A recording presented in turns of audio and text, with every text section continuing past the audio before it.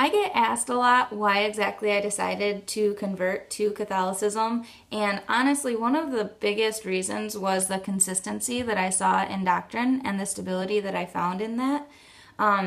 So ever since the church was established, doctrine has not changed in the Catholic Church. And I mean, different disciplines have changed or the government structure has been modified, but as far as doctrine goes, which is considered revealed truth from Scripture, that has never changed. So an example of a discipline that's changed, it used to be that Catholics were not allowed to eat meat at all on Fridays, and that's now been modified to only during Lent is the meat restricted.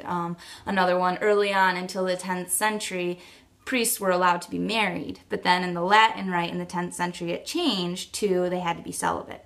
So those are a couple examples of disciplines that have changed. But as far as doctrine goes, as far as who the church considers Christ to be, who the church considers Mary to be, those things have never changed. And so this week, I've been reading this book, Great by Choice by Jim Collins. If you haven't read it, it's a very worthwhile book. It talks all about, it compares companies like Stryker and Southwest Air and different companies that have grown and sustained through turbulent times and how they've prospered. And it goes through their study of these companies. They did a 30-year study, and from 1983 to 2003, or 1973, to 2003, and they basically take it and examine what exactly it is that they did. And this week I read about SMAC, like the smack. They use it as a verb, noun, and an adjective, so you can use it in any way.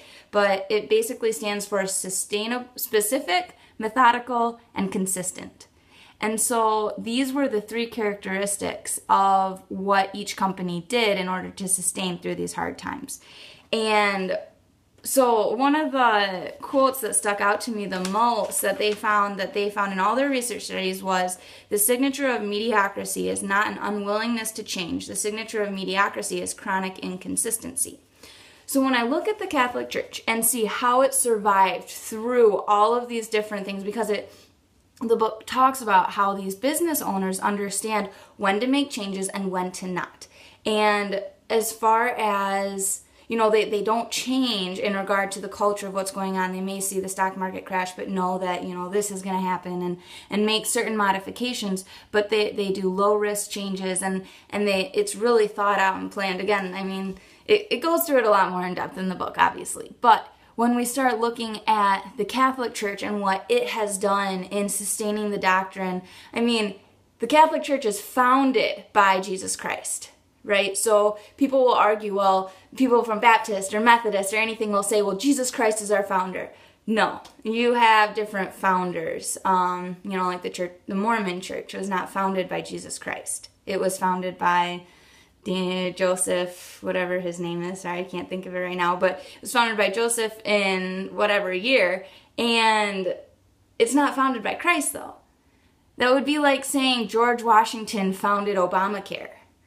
Totally different. It doesn't work that way. And so we can take the Bible, we can take doctrine and know that it is unchangeable, it is infallible, and it's sustainable and consistent, and the church will not change it. There may be disciplines that change, and there might be government structures that are reorganized, but as far as the doctrine of the church goes, there will not be a change, and there has never been a change as long as the church has been instilled. So everything that the church teaches has been handed down directly from Christ to his apostles. So I like it. That's why I choose Catholicism, and so today's my dad's birthday, so happy birthday, Dad. I love you, and I will see you here soon, and I hope that everybody has a happy and blessed Sunday, and I will see you again next week.